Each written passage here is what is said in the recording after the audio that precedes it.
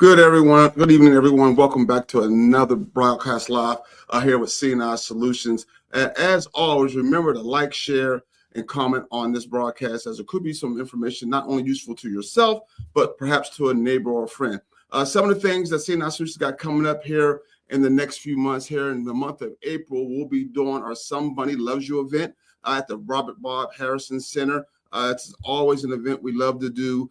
We love supporting the senior citizens. So if you got time to come on out, please come out and check them out. That's going to be on April 2nd from 11 to 1 at the Robert Bob Harrison Senior Citizen. So tonight, I got a special guest with me in the house with me. I got Mr. Lee Langston. He is the executive director here at ANVOO. That's Alabama Nonviolent Offenders Program. Lee, welcome. Thank you. Thank you. So tell us what's going on now with ANVOO. What's new?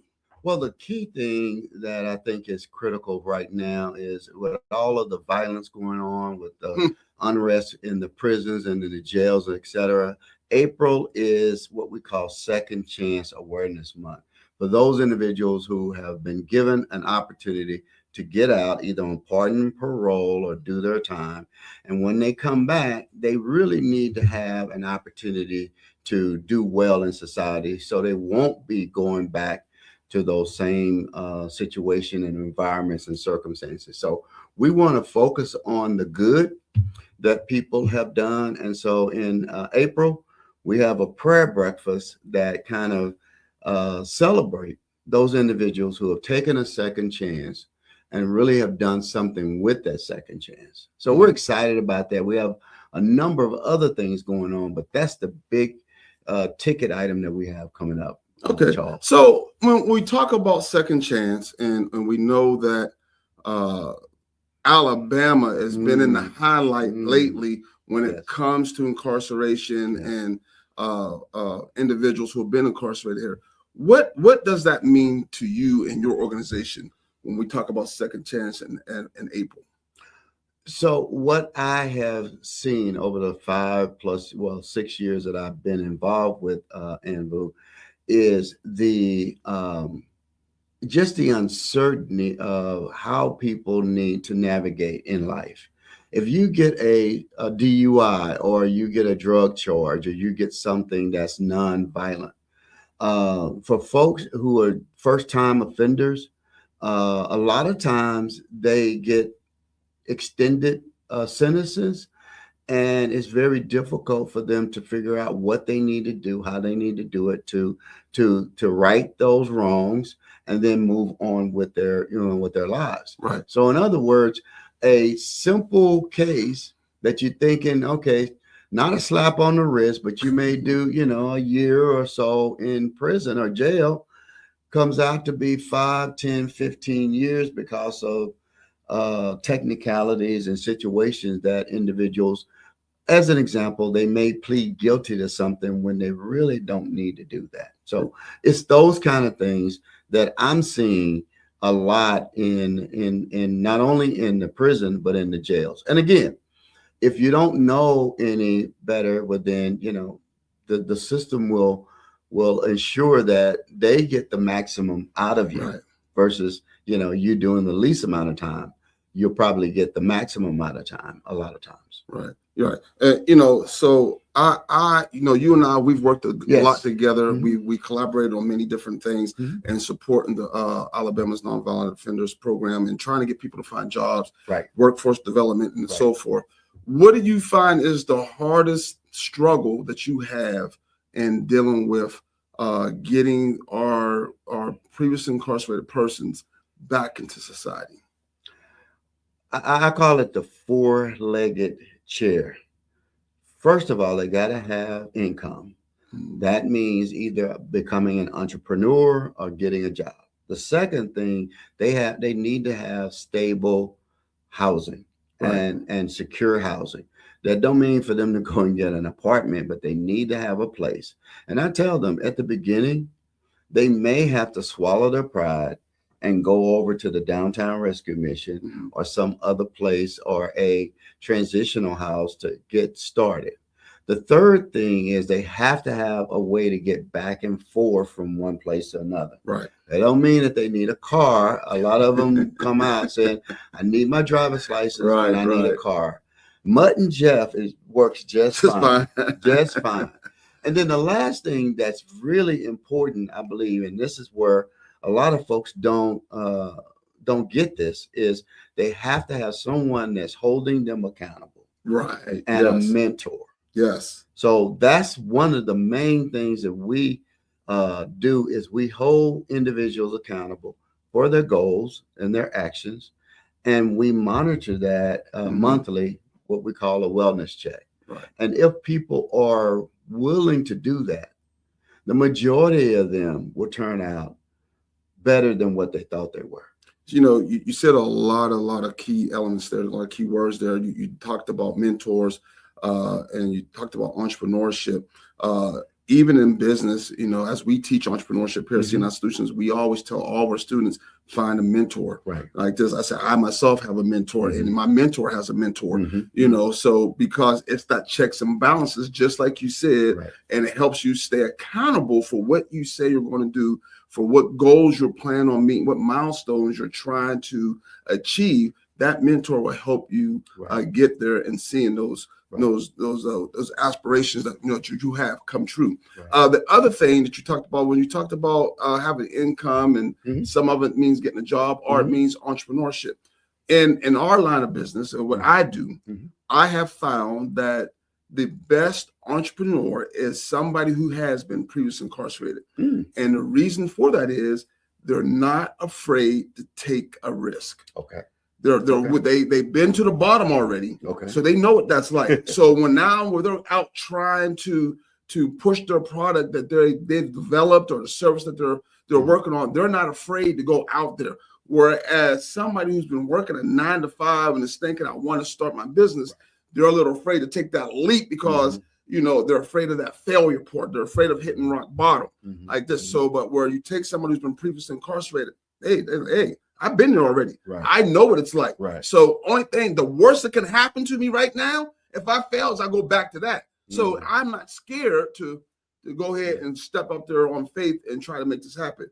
And I've met quite a few business owners here in the Huntsville area that were previously incarcerated and their businesses are striving. Right. The other thing that, and I believe that's where it's like, are you hungry enough to really make some things happen for you? Exactly. But one other alarming trend, Charles, that I'm seeing, and I'm unfortunately going to report this today on this podcast, is a lot of our young, previously incarcerated individuals have this notion that there's nothing that we can do, ANVOO can do, or me being a older individual is like, hey, bro, hey, pops, or whatever they call you. But that was back in your day. I know what I'm doing. I was just kind of careless when I got caught. I'm still want to do the things that I used to do. And I think this time I'm not going to get caught. Right. Or they'll say, what you have to offer me, what you're talking about, bro, it ain't for me. It's for him. It's for him. And it's alarming because I see them going down the same path. Right. And then inevitably I tell them, if you don't straighten up, I'll see you back in Langston Correctional Facility, or 3 to 5 years from now, I'll see you back at the day reporting center. Right. And unfortunately, I'm beginning to see some of the people that I worked with 4, 5, 6 years ago now back at the day reporting center on some level of parole. And so, but it's alarming because a lot of these young guys, and I'm talking about from 21 to 35, 45, have a future. Yeah. And they're really betting on them not getting caught or some kind of slick Rick mentality to say that they're not going to go back. And unfortunately, when I ask that question, How many of y'all have this is your first rodeo? You get a couple of them, but how many of you all have had 2, 3, 4, 5 times? That's when the hands go Right. up. That they've been through the system. This is their second, third, fourth, fifth time. So, I charge a lot of that, in my opinion. I charge a lot of that to like the parent and the child syndrome, Yeah. right? Yeah. And for those of you all out there watching and who's viewing this, if you know someone who has been previously incarcerated and they're young and they've turned their life around, those are the ones who we need to be spokespersons for those that got left behind. Because when you look at myself and you look at yourself, Lee, they do have that mindset of you're old, you don't understand, you don't get it, you don't know what I'm doing. But those who just got released and they turned their life around at that 25, 28, 30, 35, 40-year-old person, those are the ones who we need speaking to these younger ones so they can understand them. Right. Because from our standpoint, they look at us as we're parents, right? And no kids or grandparents, and they don't like to listen to us because we don't understand. We don't get it. But they will listen to somebody who's just a few ages above them or same age, and then it would make sense to them. Even though you've been preaching the correct things this whole time, but it was because it was coming from you, right? But coming from somebody else their own age, who's been where they've been, who's been in that same seat that they've been in, they're more prone to listen to them. So please, if you're out there, if you're in the Huntsville area, the Madison County area, Limestone County area, Morgan County area here in Alabama, if you know someone who has been like that, have them reach out to Langston, please, at ANVOO, and because I guarantee you will be the difference that will make a change in a lot of those young guys' lives who are getting out and going back in, getting out, going back in. Because just like you said, Lee, they do have that mindset. I got caught because I didn't put my phone over here. So you know what? Next time, I'm gonna make sure I put my phone in my back pocket. Their mindset is, okay, I know why I got caught. I'm gonna do something different now, not to get caught. Instead of saying, you know what? I don't need to be doing that at all. This is over. Let me go ahead and change my life and get myself a 9-to-5, become an entrepreneur, go back to school, something like that. They don't have that type of mentality. They just have that mentality of, I know where I went wrong, and I know how to fix it to do better at what I was doing before. Yeah. And one of the things that we teach, and we have this class now that it has evolved since we've been back at Limestone, is we call it retool your toolbox. So it's taking that stinking thinking, and like you said, the whole mindset of, I used to do the stuff out in the streets, and I was good at, having my posse and my people and my money. So you had a corporate business, you could deal with numbers, you could deal with logistics and etc. It was just illegal. Correct. So take that part of your mindset and switch it around to where, how can I use my mind, my intellect, those practices that I did for bad for my good? And you can make same amount of money, or in some cases even more, by doing it a legitimate way versus always thinking and looking behind your back for all of the times when you're doing stuff the illegal way. And I tell folks all the time, if in fact it's for you, God is going to make room for those gifts that he's given you, those passions, those talents, and anything that you're trying to do without his direction and guidance is going to fail. Right. I wholeheartedly agree with you on that. So you got the prayer breakfast that's coming up on April 18th. Yes. At the prayer breakfast, what can we expect? Who's invited? Who can come to the prayer breakfast? Is it just for pastors and clergymen, or is it for the people of the town? Who is the prayer breakfast designed for, and what can someone expect to get from that? So let me use this cliche, and I apologize for this, but whosoever will, let them come. So anyone is welcome to this. So the real thing that we're trying to do at the prayer breakfast, and we try to do this in April, is recognize those individuals. Like you said, there's entrepreneurs. I'll shout out to one of them that a lot of folks know, Maurice Russell at G's Country Kitchen. He was one of the first people that we recognized and celebrated 3 years ago. And there's other individuals in this community, as well as in Alabama, that we are recognizing. Now, this year, we're doing a little twist. We're going to have not only individuals who have been incarcerated, getting out, doing well. We're going to celebrate them and show the community that we got their back, and that we really applaud them for what they're doing, and we want to make sure that people go and support them as well in whatever endeavor. Like I said, restaurants. They've got people that are in hair care and all of those kinds of things. But this year, because of the plight of what was going on last year with Alabama Solutions, I don't know if y'all have seen the film. It's an HBO documentary of the undue practices and the conditions in most of our Alabama prison systems, right? Mm-hmm. So that particular film was nominated this year for an Oscar.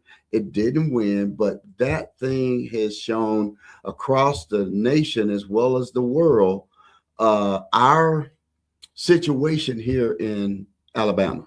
Mm-hmm. With the prisons and the overcrowdedness and all of the violence that's going on. So the three individuals that were the guys who had an opportunity to bring these phones in and record the documentary, we're going to honor them. We're calling it the Freedom Fighters Award. We're going to honor them. They are not out, but we're going to have representatives from their family there to receive an award that's called a Freedom Fighters Award.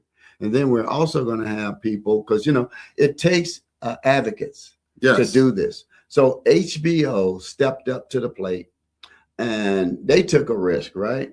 And they did a documentary on this whole situation. It took over 6 years to do this documentary. So the people that were behind the scenes, called Alabama Solutions, we're looking to honor them with what we're calling a advocacy award.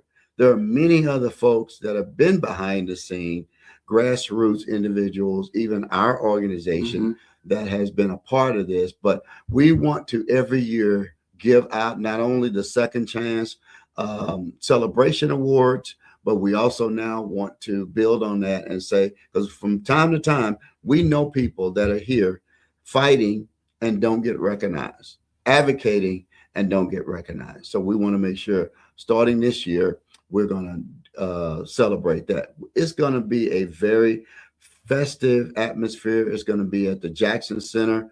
We're close to not selling out, but filling up. And so get your tickets. As of tomorrow, it will be $40. But like Charles said, reach out to me. We can figure something out. If you need a little assistance or scholarship or whatever, reach out to us. We want everybody that wants to be there to be there. Yes, most definitely. And I'm glad you talked about that a little bit, because in full transparency to all the viewers out there, the very first prayer breakfast I went to with you guys, in my mind, I thought it was going to be just about praying and Bible verses and talking about the Lord and talking about how the Lord wants you to do better. This. Never in my mind did I think that we were going to be honoring individuals who were previously incarcerated for the good work they've been doing in the community. Yes. Never in my mind that I was going to be taught things to learn about our prison situation that we have here in Alabama. I did not think I was going to be getting that information. So I'm glad you was able to talk on that so the viewers could see, because, hey, you don't know, there might have been someone who's thinking the same way as I was, thinking prayer breakfast. Oh yeah, I'm good. I ain't going to no prayer breakfast. I got to go to a Bible study Wednesday night anyway, and then I go to church on Sunday. I don't need prayer breakfast. But it's actually designed to actually help those individuals and recognize those individuals who are previously incarcerated or incarcerated right now, and help them get a better start. And it's usually a lot of people in that room who specifically can help that individual, either with a job, either with any type of schooling, entrepreneurship. There's usually people in that room who's designed to help those individuals become better people in the society that we all live in today. You know, something I want to ask you about. I read this because the film, the documentary, the trailer got to thinking. I got to start researching some stuff. And you correct me if I'm wrong on some of these numbers. But one thing that I read, that the Alabama prison work release program brings in over $400 million. That's correct. And when I read that, I said, you got to be kidding me, right? That is correct. And what I also found out was, out of that $400 million that is bringing in annually, the prisoners, they're quoted to have make $20 up to $20 an hour, right? However, after everything that's taken away from them, it equates to like about 25 cents an hour they're making. Is that correct? Let me break it all the way down. An individual that gets out and does some work outside of the prison system, or they do some type of work inside the prison system, mowing yards, fixing stuff, painting stuff, or whatever, they get equivalent to $2 a day for their work. Can I say that one more time? Not $1, $2 a day. Wow. Is what's put on their books. Wow. And sometimes when you hear things, Lee, you really don't think about it until you actually start seeing the black and white that's printing on paper of what it really is. Because I was just down at a restaurant a few weeks ago here in town, and there was somebody in there who is working there who's currently in prison. Okay. And it didn't dawn on me that these numbers that I just now saw, my mind was thinking, oh, that's pretty cool. They're allowing him to work. He's getting to make some money. I thought that was an awesome thing until the documentary and the trailer and my Google search told me different. I said, oh, wow, that's not cool at all. You know, this is modern day slavery. Yes. Yeah. Yes. Yeah. That's exactly what this is. That's what it is. Yeah. Wow. Yeah. Wow. You may not want to call it that, but this prison system is set up for those individuals who are, and see, the thing is that we're calling it Department of Corrections.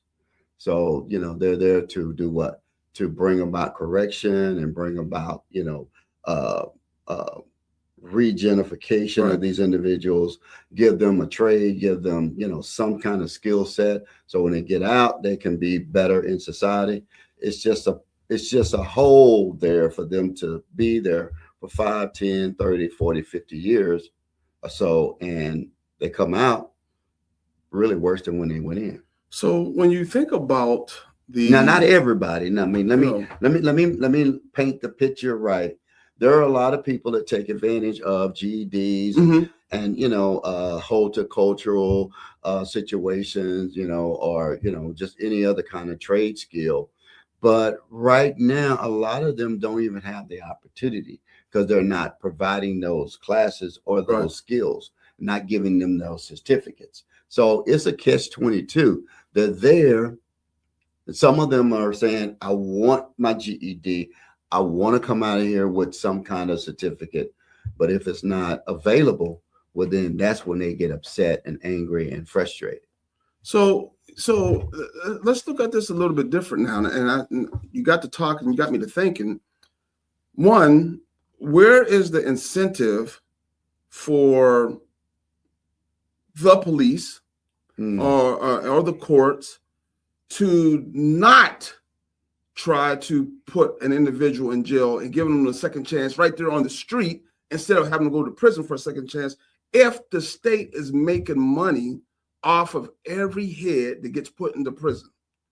So somewhere down the line, if $400 million is coming to the state because we're allowing prisoners to work in Applebee's and McDonald's and Wendy's and all that, somehow that money's got to trickle all the way down from the governor's level, you know, going down to each city, to the city governor, the city mayor, I should say, and city council, to the police department to say, hey, as long as you're doing this, this is how much money you're going to continue to get for your police department.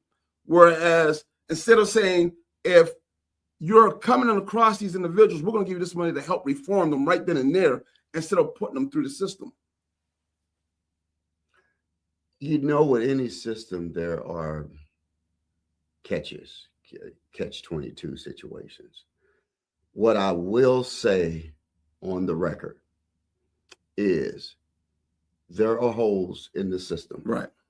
There are things that are not to the best interest of our clients or the people who are incarcerated. Until we have individuals, again, mentors, folks that are there on their behalf, working for the good of the inmate or the returning citizen, it's always going to be tilted toward the system, the government, the state, the institutions, and not the individuals. Right. And in some cases, the judges have that abilities to right those wrongs. The DA has that ability to right that wrong.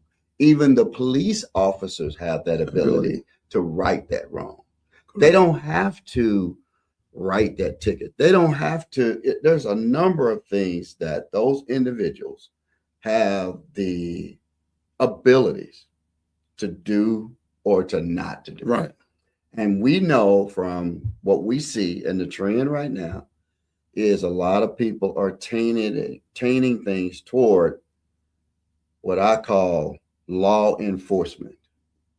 Mm-hmm. I don't want to talk about ICE and other things, but what we're doing right now is heavily law enforcement, not prevention, not criminal reform, but it's a lot of stuff. If you break the law, no matter how small or large it is, we're going to arrest you, and we're going to figure out what the judge wants to do with you. Right.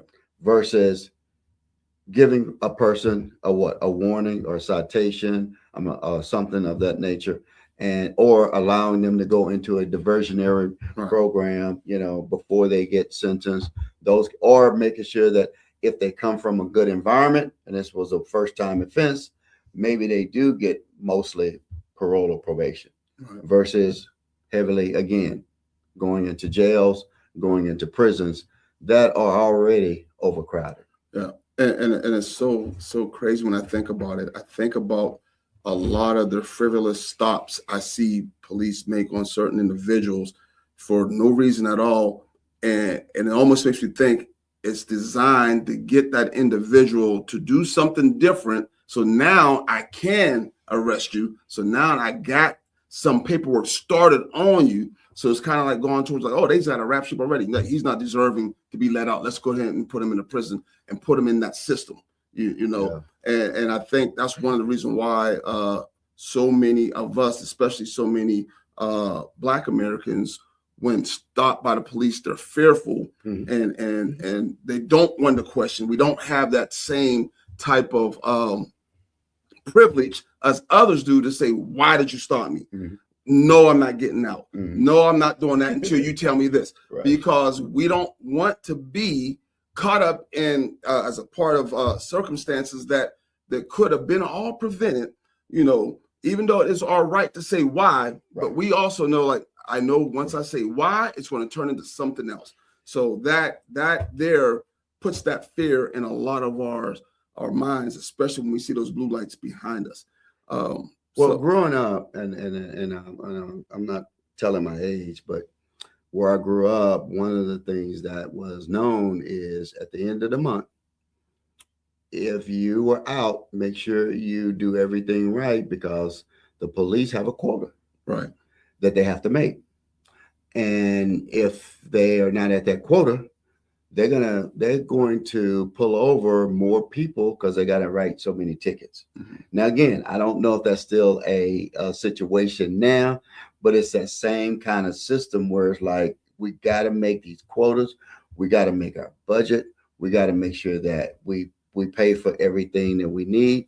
How to do that when you can't ask the state or the city or the federal for more money, Right. you got to come up with what creative, entrepreneur ways Right. of Mm. building your budget so Yeah. that you can still do whatever it is that you need to do. Right. Yes. So Okay. those are the things that get in the way of me answering your question outright, because it's a slippery slope where things are going on, and a lot of them are not totally right nor favoring anybody that even did the smallest of things. So Right. so yeah. Okay. Yeah.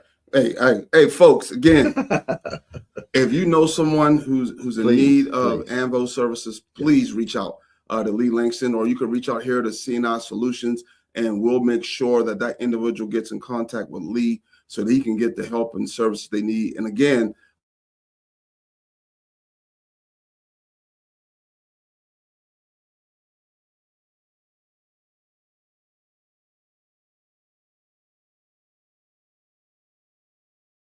let's go ahead and put that up right here for you.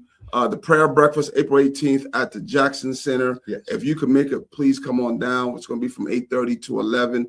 I assure you it's going to be something that you will enjoy. It's going Trust to be me on amazing. that. It's going to be amazing. It's going to be amazing. And if you all have do you have chat? I mean, you have chat or anybody? Yeah. If you see anybody that has a comment down there, please let me know. I'll follow up with them. What we're trying to do again this week, as well as the next couple of weeks. Don't feel bad. Don't feel like, man, I want to go, but this, that, and the other. Reach out to Charles. I think on the flyer, if you see the flyer, it has my email on there as well as my phone number. I'll give that out real quick. It's my phone number is area code 513-703-0953. That's my number. That's where you can get any information concerning the prayer breakfast, as well as any information on the programs and the services that we render to those who need our services. Thank you again. And I'm looking forward to at least a couple of people reaching out to us from this podcast. Most definitely. And if you can't get a hold of Lee, by all means, reach out here to CNI Solutions, 256-459-6020. And our receptionist will make sure that he gets y'all information so that we can get that off to Lee. All right, Lee, we appreciate you coming in here. Thank you again. Talking awesome with us. We got to do this more often, man. Yes, that was a short period of time. Yeah. Hey, guys, we thank you all for tuning in with us this evening. And as always, remember, your yesterday is not your today, and your today is not your tomorrow. Good night.